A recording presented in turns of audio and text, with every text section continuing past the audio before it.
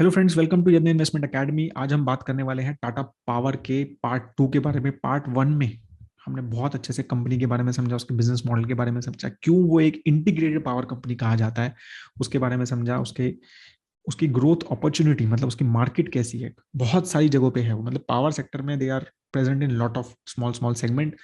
तो उन सब की मार्केट एक्सपेक्टेशन क्या है, राइट। गवर्नेंस भी हमने क्विकली एक समझ लिया। अब हम फाइनेंशियल और वैल्यूएशन के बारे में बात करेंगे। फाइनेंशियल्स अगर हम देखें तो मेरे ख्याल से ये स्लाइड मैंने पहले भी डाली थी, राइट।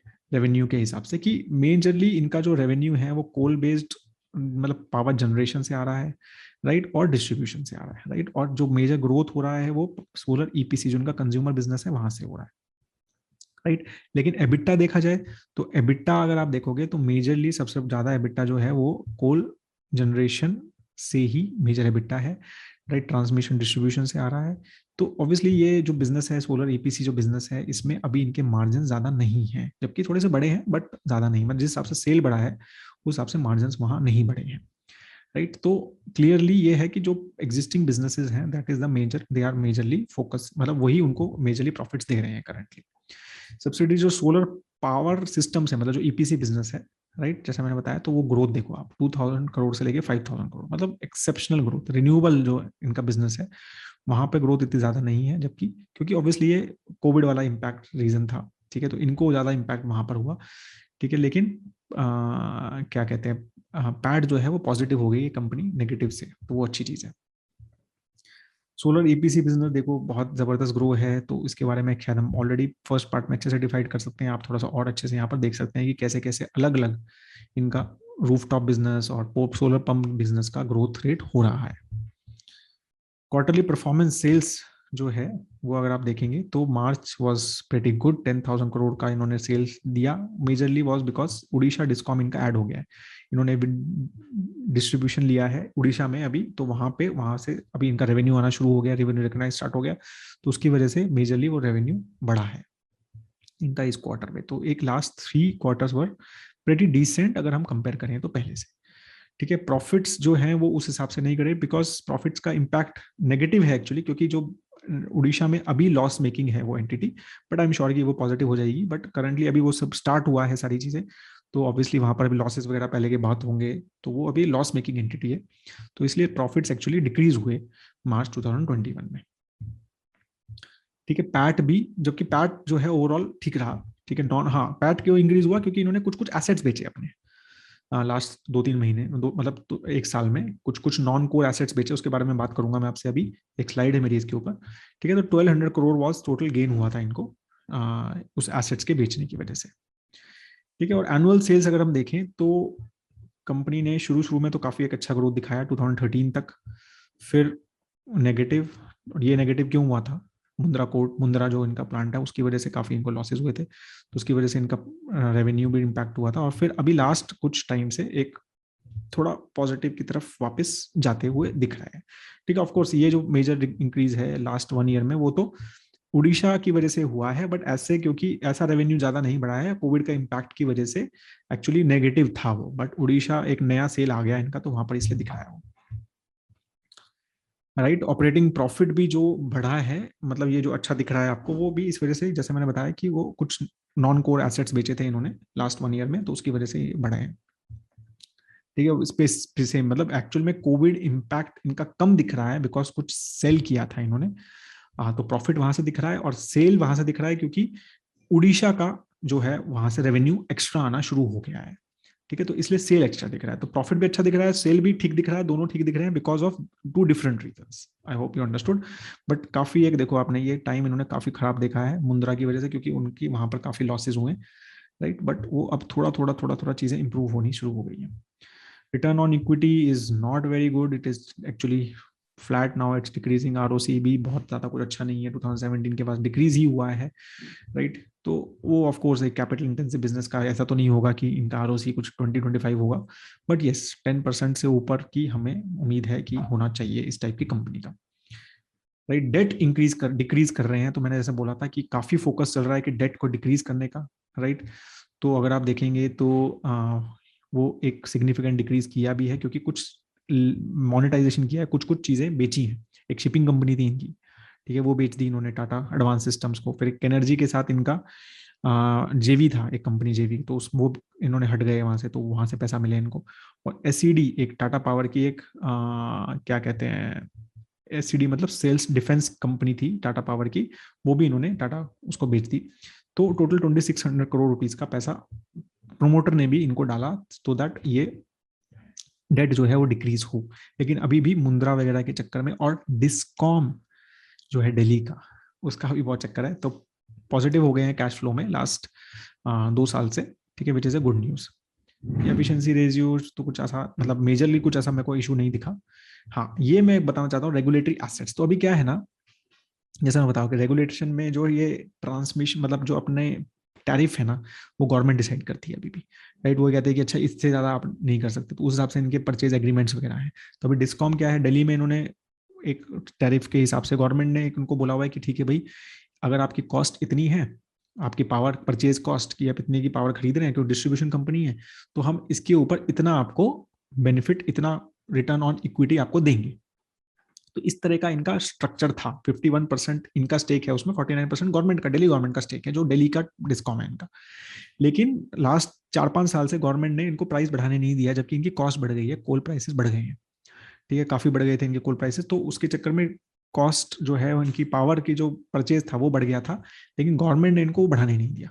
तो उसके चक्कर में इनके पास 6500 करोड़ रुपीज का रेगुलेटरी एसेट्स हैं, जो इनको बाद में मिलने हैं। गवर्नमेंट ने कहा कि अच्छा अच्छा हम बाद में बढ़ाएंगे प्राइस, फिर आप ले लेना, बाद में बढ़ाएंगे तो फिर ये रिकवर कर लेना। तो वो 6500 करोड़ रुपीज के एसेट्स हैं, ठीक है। Are previously incurred expenditure that have been deferred and can be recovered from consumer by regulatory authority in future through tariff revision।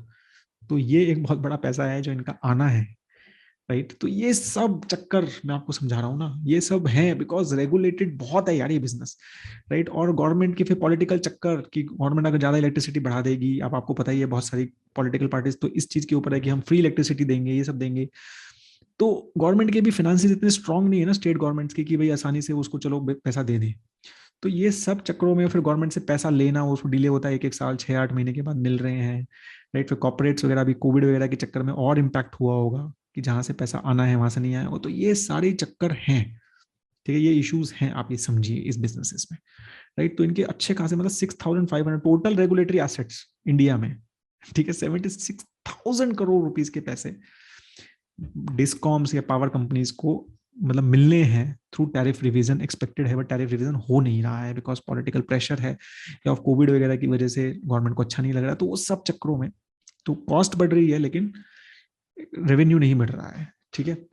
तो सोल्यूशन क्या है, इन्फ्लेशन लिंक टैरिफ हाइक्स होने चाहिए, वो तो पहले की बात है, लेकिन वो होने नहीं देते हैं। नेशनल टैरिफ पॉलिसी की एक बनाए जाए कि भाई आपको ये रेगुलेटरी एसेट्स नहीं रखने हैं, और state governments has to follow that, ठीक है। तो इस तरह की चीजें बात चल रही है, लेकिन कब होगा ये नहीं होगा, ये सारी चीजें आपको पता ही how these things work. Competitor के साथ अगर हम करें तो Adani green has been obviously very very good, अगर in terms of sales growth, इनका operating profit growth, but low base पे है, राइट। पावर ग्रिड वगैरह अगर आप देखेंगे तो सेल्स ग्रोथ ज्यादा नहीं है। Tata power has have a better sales growth in last 1 year, ठीक है। जेएसडब्ल्यू एनर्जी तो नेगेटिव में है, ट्रांसमिशन अदानी ट्रांसमिशन नेगेटिव में है, एनटीपीसी का भी ज्यादा नहीं है। तो आरओसी वगैरह भी, मतलब Tata power is actually very low, Adani and all these are more than 10, तो this is a good number. I think 13 से 15 के बीच में अगर है तो which is a good ROC. Debt to equity अभी 2.2 पे है, राइट। 1 का टारगेट है इनका, तो होपफुली 2-3 साल में कुछ कुछ एसेट्स वगैरह बेच के कुछ करके, ट्रांसमिशन लाइंस का भी मेरे को लगता है कि इनबिट निकाल के ये शायद इसको 1 पे ले आएंगे, दैट्स देयर टारगेट। और डेट थोड़ा बहुत तो रहेगा ही for sure, capital intensive business है, तो ऐसा तो नहीं हो सकता डेट नहीं होगा। इंटरेस्ट कवरेज रेट से मेरे को लगता है कि it's comfortable, very comfortable interest coverage, 1.3 is not bad at all, ठीक है। 2 से नीचे है, I think that is not bad at all. तो ओवरऑल डेट लेवल डिक्रीज हो रहे हैं, definitely profitability solar EPC business काफी अच्छा कर रहा है, बहुत अच्छी ग्रोथ दिख रही है वहां पे। आरओई थोड़ी सी इंप्रूव हो रही है, थोड़ी थोड़ी हो रही है। एफसीएफ मतलब free cash flow, order book strong है, right. Promoters bringing additional capital in the form of equity, ये भी अच्छी चीज है। नॉन कोर बिजनेस जो है वो हटा रहे हैं और फोकस कर रहे हैं कोर बिजनेसेस पे, तो वो अच्छा है। अभी काफी ज्यादा डेट है, अभी भी आरओसी अभी भी काफी लो है, और प्रॉफिट ग्रोथ और सेल्स ग्रोथ कुछ ज्यादा नहीं है, अभी भी नेगेटिव चीजें हैं। फाइनेंशियल्स देख के कुछ बहुत अट्रैक्टिव नहीं है कंपनी, फ्यूचर ही सब कुछ फोकस सब कर रहे हैं, उसी के ऊपर बेसिस है। राइट। पास्ट फाइनेंशियल कुछ ऐसा नहीं है कि भाई अरे वाह बहुत जबरदस्त ग्रोथ कंपनी है, बहुत जबरदस्त ग्रोथ है, तो वैसा कुछ नहीं है, तो येलो दिया है, राइट, बाकी कंपनीज के कंपैरिजन के हिसाब से। But future holds good and that's why these are the two green stars. तो दैट इज द थिंग कि past financials, current financials are not something which is very good. ठीक है, valuations और देख लेते हैं। तो स्टॉक इंप्रूवमेंट अगर 3 साल का हमने यहाँ पर देखा है, 15 जुलाई का डेटा है ये, तो डेफिनेटली काफी डिक्रीज हुआ था मार्च 2020 में कोविड के चक्कर में। ठीक है, मतलब मिड कैप से और एसबीआई पावर, बीएससी पावर से ज्यादा डिक्रीज था, इसका इम्पैक्ट ज्यादा था। But now it has covered, actually it has done very well, better than both BSE mid cap and BSE power. So ये जो जनवरी से चीजें काफी एक इम्प्रूव होनी शुरू हुई हैं, स्पेशली आफ्टर कुछ कुछ चीजें जो इनकी कुछ अर्निंग कॉल्स हुई हैं, जो इन्होंने एक फ्यूचर थॉट प्रोसेस देना शुरू किया है। ठीक है, और एक अपना रीस्ट्रक्चरिंग थॉट प्रोसेस देना शुरू किया है। तो ये काफी सारी चीजों की वजह से लोग, एनालिस्ट और इन्वेस्टर्स काफी एक पॉजिटिव तरह से इस कंपनी को देख रहे हैं। हमारी भी इसकी वजह से ही एंट्री हुई थी इस कंपनी की इन द पर ग्रोथ पोर्टफोलियो। ठीक है, तो अभी काफी एक पॉजिटिव थॉट प्रोसेस, और आपने देखा भी है कि जिनकी तरह की प्रेजेंटेशन, काफी सारा डेटा मैंने इनकी प्रेजेंटेशन से भी लिया है, तो काफी एक स्ट्रक्चर्ड थॉट प्रोसेस लग रहा है कि भाई हम इस चीज पे फोकस करेंगे, ये चीज छोड़ देंगे, ये चीज नहीं रखेंगे। तो वो एक पॉजिटिव दिख रहा है यहाँ पे। पी चार्ट अगर आप देखेंगे तो यस, मतलब अगर हम मीडियन पी से तो काफी ऊपर है, बट वो क्या कहते हैं, रेवेन्यू और उनके सेल्स ग्रोथ और प्रॉफिट्स वगैरह कुछ ऐसा मेरे को लगता है कि कोविड का इम्पैक्ट था उसके ऊपर। ठीक है, तो मुझे नहीं, 35 के आसपास अभी इनका शायद पी है करंटली, जहां तक मुझे याद है 35-36 के आसपास। तो डेफिनेटली एक थोड़ा हाई पे है, बट एक ऐसा भी नहीं है कि बहुत और ओवर वैल्यूड स्टॉक है, वैसा नहीं है। कोविड इम्पैक्ट है, मुझे लगता है कि next year should be better. ठीक है, नाउ विद उड़ीसा, अगर वो भी लॉस वगैरह वहां पर और कम हो जाएंगे, अगर उड़ीसा ने प्रॉफिट स्टार्ट कर दिया नेक्स्ट ईयर एंड तक, तो वो भी एक काफी पॉजिटिव रहेगा, राइट। और एक मुंद्रा का इशू थोड़ा सॉल्व हो जाए, थोड़ा वहां पे सुप्रीम कोर्ट में शायद केस है, हाई कोर्ट में पता नहीं, सुप्रीम कोर्ट में केस है, उसका थोड़ा एक पॉजिटिव इनकी तरफ आ जाए, वो एक हो जाएगा। फिर थर्ड ऑप्शन जो मैंने बताया आपको, रेगुलेटरी एसेट, स्पेशली जो दिल्ली में है इनके, वहां पे रेगुलेटरी एसेट्स अगर थोड़े रिड्यूस हो जाए, वहां पर थोड़ा पावर पर टैरिफ्स इंक्रीज अलाउ करे गवर्नमेंट वहां पे, स्टेट, तो वो कुछ कुछ चीजें हैं जो अटक रही हैं मुझे लगता है। ठीक है, अगर वो सॉल्व हो जाए तो ये काफी एक अच्छा लगेगा, राइट। वैल्यूएशन रेशियोज भी अगर आप देखेंगे तो पी बाय बी कुछ ऐसा बहुत बड़ा नहीं है, 1.9 है, और वो पहले भी रहा है, right. EV by net sales जो है वो कम है actually, right. EV by core EBITDA भी जो है पास हिस्ट्री से कम है, ईवी बाय एबिट भी जो है वो कम है। तो ओवरऑल वैल्यूएशन ऐसा नहीं लग रहा है मुझे कि ज्यादा है। तो मैंने तो अभी मतलब ग्रीन दिया है वैल्यूएशन के ऊपर, बिकॉज ऑफ वेरियस फैक्टर्स। ये सब चीजें देख के मुझे लगता है कि जो ग्रोथ एक्सपेक्टेशन है, और जिस तरह से ये रिस्ट्रक्चर हो रही है, जिस तरह से प्रमोटर भी स्टेक बढ़ा रहा है, तो प्रमोटर भी काफी एक्साइटेड है, मुझे लगता है कंपनी को लेके, और काफी एक थॉट प्रोसेस अच्छा दे रहे हैं, राइट। और उड़ीसा का एडिशन और इस तरह की एक दो और अच्छी डील्स हो जाए इनकी, ठीक है, डिस्कॉम्स वगैरह में। ठीक है, और इवन ईपीसी बिजनेस तो काफी अच्छे ग्रो कर ही रहा है, और दो तीन चीजें इश्यूज सॉल्व हो जाएं जो कि काफी लॉन्ग पेंडिंग इश्यूज हैं, राइट। तो एक काफी मतलब अच्छी ग्रोथ मुझको लगता है इस कंपनी में मिल सकती है। तो ओवरऑल मेरे को लगता है लास्ट मेरा जो मोनोलॉग रहेगा एक ये है कि कंपनी में जो मेजर ग्रोथ एरियाज हैं वो है डिस्ट्रीब्यूशन। ठीक है, जो इन्होंने ऑलरेडी ये दिल्ली में, मुंबई में, ठीक है, अजमेर में और अब उड़ीसा में कर रहे हैं, तो वो अभी 95% जो है अभी भी स्टेट गवर्नमेंट्स के पास है। तो वो लगता है मुझे कि वहां से इनके पास बिजनेस काफी अच्छा आ सकता है, स्पेशली गवर्नमेंट पॉलिसीज की वो एक क्या कहते हैं, डिस्ट्रीब्यूशन, जो इलेक्ट्रिसिटी डिस्ट्रीब्यूशन को जो है डिसेंट्रलाइज करना चाहती है, तो वो बहुत बड़ी अपॉर्चुनिटी है। एक तो वो, सेकेंड इनकी अपॉर्चुनिटी डेफिनेटली सोलर जनरेशन, जो रिन्यूएबल की तरफ फोकस जो कर रहे हैं, सोलर एनर्जी का जनरेशन, विंड एनर्जी का generation, solar energy generation majorly वहां पर फोकस कर रहे हैं काफी। तो वो एक अच्छी अपॉर्चुनिटी हो सकती है कि जनरेशन कैपेसिटी इनकी अगर सोलर में बढ़ती है तो कार्बन फुटप्रिंट वगैरह बढ़ कम हो जाएगा, राइट। और क्या कहते हैं, कोल पे डिपेंडेंस, इस टाइप की चीजों पे डिपेंडेंस जो है वो कम हो जाएगी।